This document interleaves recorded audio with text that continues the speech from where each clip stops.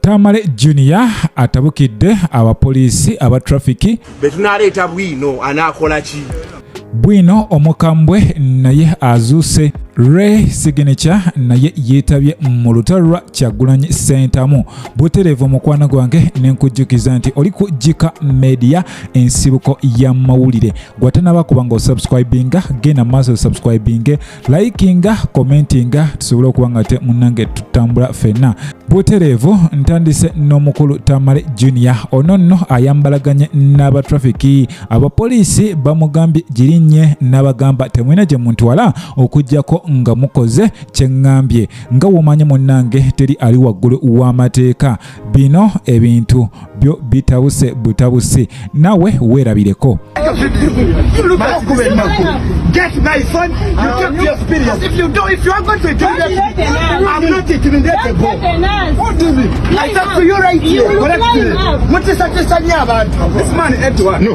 Nange webityo embeera bwetyo weyabadde naye nga eyo nkujjeyo munnange nga womanyi mukwano gwange nti omutimbagano gwajja munnange buli kyokola kisigala mu rekodi buli kyoyogera ku mutimbagano kisigalayo abantu bakisevinga era ne bakirikodinga mu lutalo oliwo ssaawa zino Big I Eddie Kenzo munnange ebyama bitandise okuba nga bivaayo nga biraga nti Eddie Kenzo munnange kuva dda ono ng'ayina enzikiza eri omukulu Big I yadde nga abantu abamu bavuddeyo ne bagamba nti Eddie Kenzo mbu ono yayambako Big I okubanga munnange amufunira connection eri abakyala abalina akathimbi awo nno mba njogera ku Sugar Mami wabula munnange kano ka video kalimu omukulu Kasuku ng'alumiriza Eddie Kenzo nga weyavaayo nasasula TVM okubanga munnange eno erekeraawo okuba ennyimba za Big I nawe weewulirireko betunaleeta bwino anaakola ki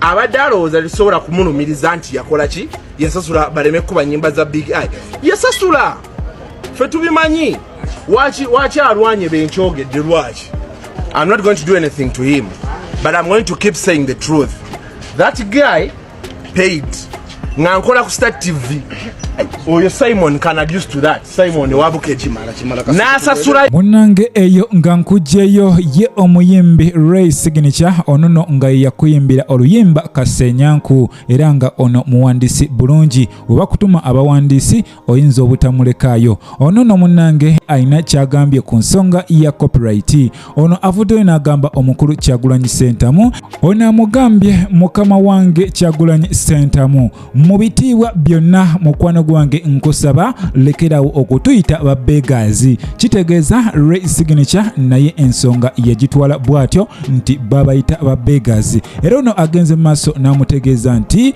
mbutuufu nabo ng'abayimbi bandyetaze okuvuga ku motoka ez'ebbeeyi Kyagulanyi Ssentamu zaavuga wabula olw'ensonga nti loyalties zaabwe tebazifuna bulungi y'ensonga lwaki bavuddeyo begatte munnange balwanirire copyright era ono agenze maaso n'agamba nti akolerera baana be bazzukulu be kussaako n'omulembe oguliddako Ray Signature agenze maaso n'ategeeza Kyagulanyi Ssentamu nti abayimbi tebalwanisa ye wabula balwanirira copyright naye nga ate naye ajeetaaga wabula ye omuyimbi Eddie Kenzo era ng'ono ye president wa federation ey'abayimbi era ono ye agamba nti webegatta munnange gemaanyi era agamba munnange 70% ey'abayimbi eri mabegawe era netegefu okubanga erwana olutalo luno wabula tetumanyi biggwerawa eyo nga nkujjeyo mukwano gwange nkujjukiza nti oli ku Jika Media ensibuko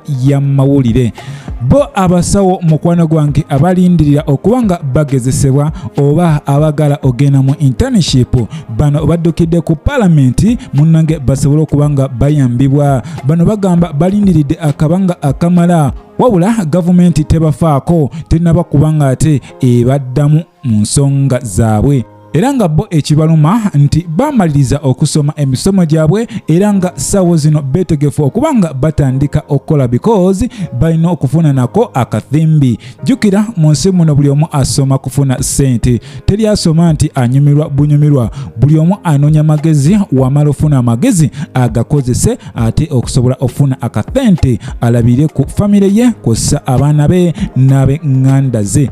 Ye munnange ebya alien skin masanyu merere. Ono essaawa yonna agenda kubeera wali ku butaka e London era nga bo abazungu bamwetegekedde dda kw'ossa n'abannayuganda abawangalira ku sayidi eyo bagamba jangu otukuba omuziki era ng'ono munnange buli kimu ekyetaagisa kyawedde dda okuba nga ate kiprocessingibwa visa passport byonna biri kiriya. Jjukira alien skin yatugamba kuba itiyo osiike. Munnange gwe omwana ali mu gete eyo munnange teweenyooma busobolokera ku macyanga naawe ekintu okikwasaŋŋanyizza. Jjukira omukutu ogwa TikTok guno gukoze kyamaanyi nnyo okuba nga munnange gutumbula ebitone. Baana bangi baali bakotoggerwa nga bano batwala ennyimba zaabwe ku mikutu egy'enjawulo naye nga ennyimba tebazikuba.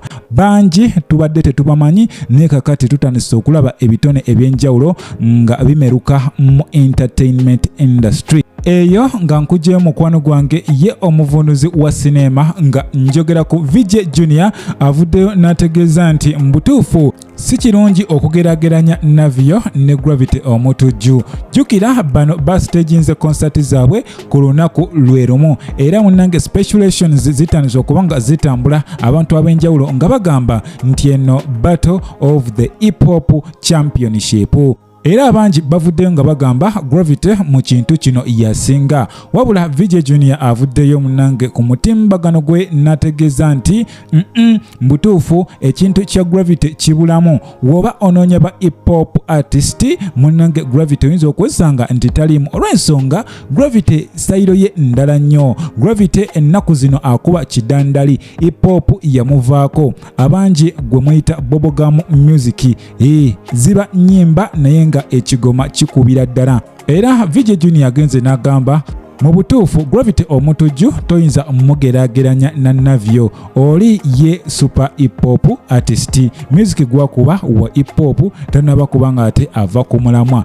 So ng'ate Gravity omutujju ye kennyini yavaayo n'ayatula mu lwatu nti hip hop yamuvaako olw'ensonga oyo hip hop w'abaavu. Abaavu be babeera mu hip hop era ye tagenda kubanga agenda maaso naye era yasalawo akube ebidandali because bino bimukolera ssente era zo ssente omusajja mukulu ono ye azifunira ddala.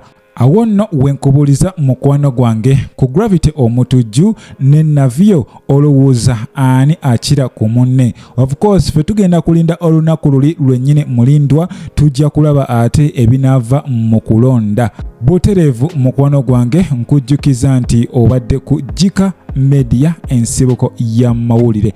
Watanaba kubanga osubscribinga gena maso subscribinge, likinga, commentinga sobola okuba nga ate tutambula ffenna. Saba Mukama Katonda abankuumire, mweraba.